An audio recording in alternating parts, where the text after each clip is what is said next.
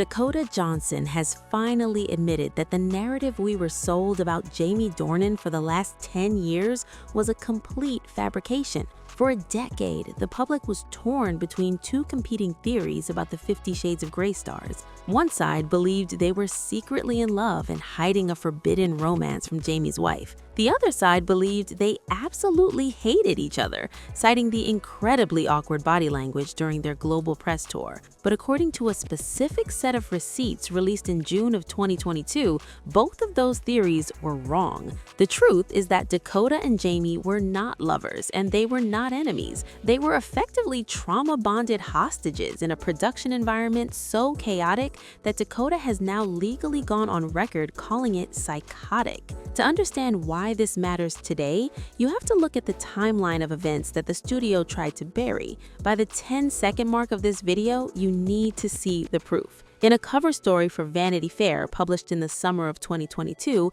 Dakota Johnson officially broke her silence. She stated, quote, "I signed up to do a very different version of the film we ended up making." She described the set as mayhem and admitted that she and the director were fighting a daily battle just to get usable footage. This confession completely changes how we view the franchise. It raises three massive questions that we are going to answer in this video. First, what exactly happened inside the Red Room that made the set so toxic? Second, how did the author of the books manage to legally hijack the production and nearly destroy the movie? And third, why did Dakota and Jamie agree to stay for 2 more movies if the experience was truly a nightmare? The answer involves a complex web of ironclad contracts, hidden salary negotiations, and a secret pact the two actors made to survive the madness. Let's go back to the moment the world became convinced these two hated each other. It is February of 2015. The first movie is about to premiere, and Universal Pictures has sent Dakota and Jamie on a massive global press tour. The footage from this week is legendary for all the wrong reasons. If you pull up their appearance on the Today Show from that month, the energy is excruciating. When Natalie Morales asks them about their chemistry, there is a visible delay before either of them answers. Jamie looks at the floor, Dakota looks at the ceiling. They answer in short, clipped sentences. The internet immediately exploded with rumors. Headlines from Gawker, Jezebel, and the Daily Mail all ran with the same story, claiming that the stars had zero chemistry and that they despised working together. At the time, we thought this was personal. We thought maybe their personalities clashed. Maybe Jamie was too serious and Dakota was too sarcastic. But the reality was much darker. They didn't hate each other. They were exhausted from fighting a war that nobody else knew about. According to Dakota's later admissions, by the time they got to that press tour, they had just spent months on a set where the script was being rewritten every single day. They were mentally and physically drained. The awkwardness wasn't hatred. It was the shell-shocked look of two people who had just survived a disaster and were now being asked to sell it as a sexy romantic fantasy. Dakota explains that there were days on set where the author, E.L. James, would demand a scene be shot exactly as it was written in the book. The problem was that the book's dialogue, specifically the internal monologue of the character, Anastasia Steele,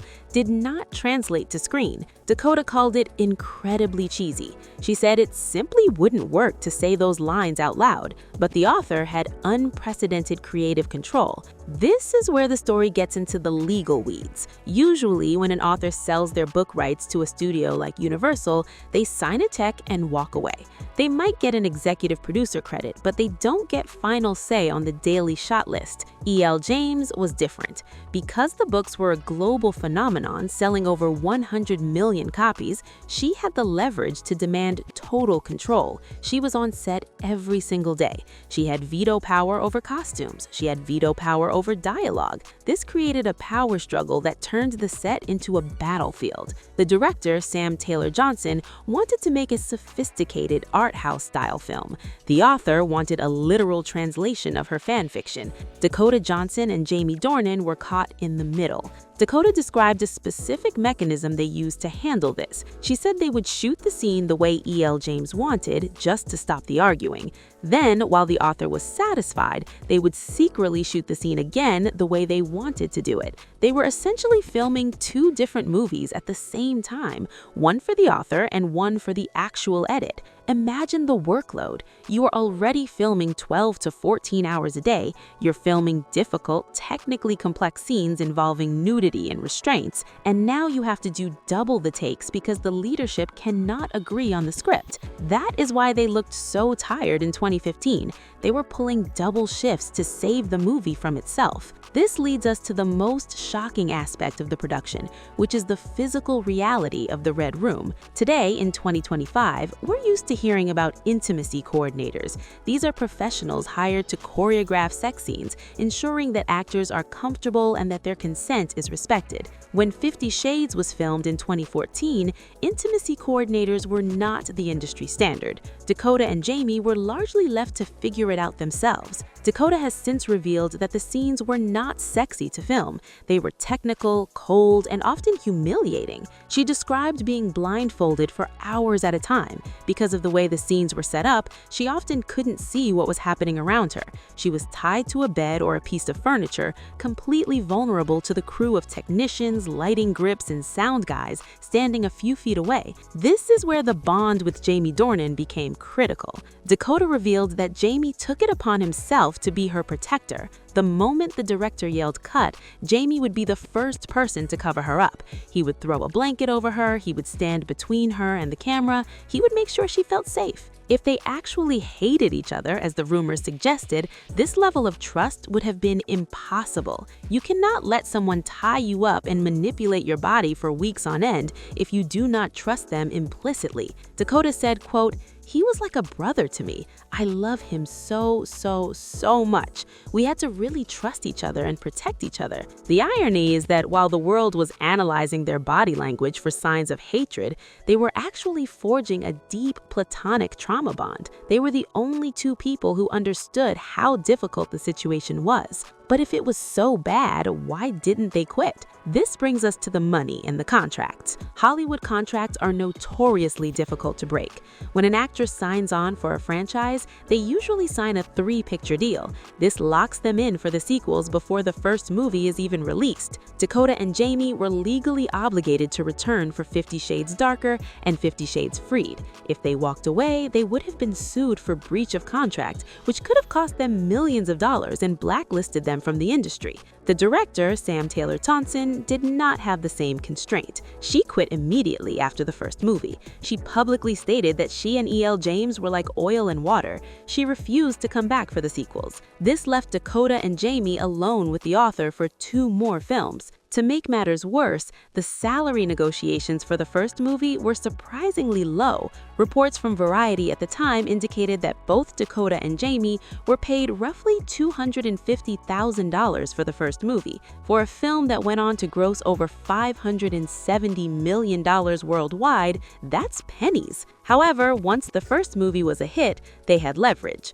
Before the sequel started filming, both actors renegotiated their contracts. They reportedly asked for 7-figure raises. They knew the studio couldn't recast them. The chemistry, however fabricated, was the brand. They used the leverage of the box office to demand payment for the emotional labor they were enduring. They couldn't escape the contract, but they could make sure they were paid properly for the headache. The production of the sequels brought new challenges. With Sam Taylor Johnson gone, the studio hired James Foley to direct the next 2 films. Foley was a veteran director, but reports suggest he was more willing to collaborate with E.L. James than Sam had been. This meant the buffer between the actors and the author was gone. Dakota admitted that the production of the sequels was still difficult. She talked about the mental toll of living in that character's head for years. Anastasia Steele is a character who is constantly emotional, constantly crying, and constantly in states of distress. Dakota had to maintain that emotional state for months. She has spoken about the physical toll it took on her body, the exhaustion, and the need for therapy afterwards. There's also the factor of Charlie Hunnam. We often forget that Jamie Dornan was not the first choice. Charlie Hunnam, the star of Sons of Anarchy, was originally cast as Christian Grey. He dropped out just weeks before filming began.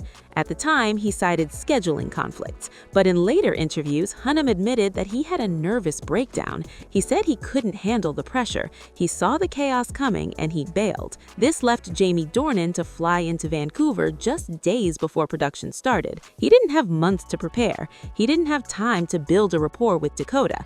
They were thrown into the fire together. This context makes their performance even more impressive. They were strangers who had to simulate an intense 20-year relationship with almost zero rehearsal time. The specific receipt that Dakota dropped about the inner goddess lines is hilarious but telling. In the books, the character has an inner monologue where her inner goddess does dances and backflips. Dakota fought tooth and nail to keep that out of the movie. She knew it would turn the film into a comedy. The fact that she had to fight for that proves how disconnected the author was from the reality of filmmaking. Dakota wasn't just acting. She was uncredited as a script editor, trying to salvage the dialogue so it wouldn't ruin her career.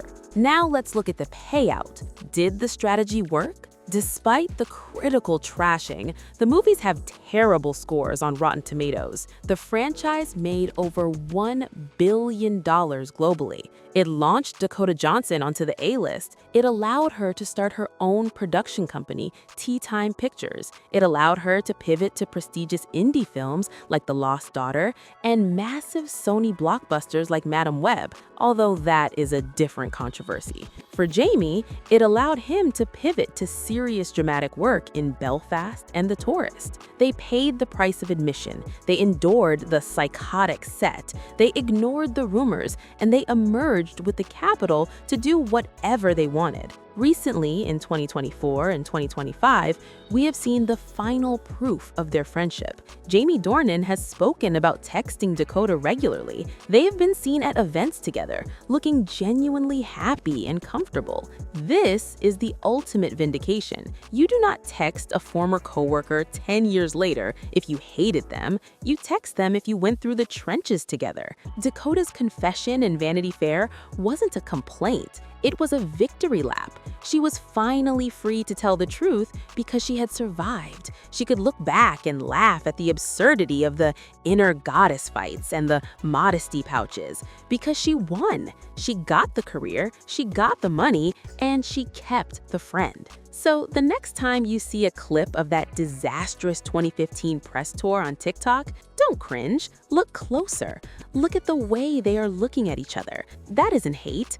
That is a silent communication between two people who know exactly how crazy things are behind the curtains. That is the look of two people who are counting down the minutes until their contract expires. It is a reminder that in Hollywood, what looks like a feud is often just a cover-up for a much bigger mess involving lawyers, egos, and hundreds of millions of dollars. Dakota Johnson's honesty is rare. Most actors would take the secrets to the grave to protect their image. By calling the experience psychotic, she pulled back the curtain on the industry in a way few others have. She validated every fan who felt something was off about the movies. She confirmed that the tension we felt on screen was real, even if it wasn't the kind of tension the studio was selling. It serves as a case study for future actors. Read the contract, check the author's creative control clause, and if you get stuck in a nightmare production, find a brother on set to help you survive it.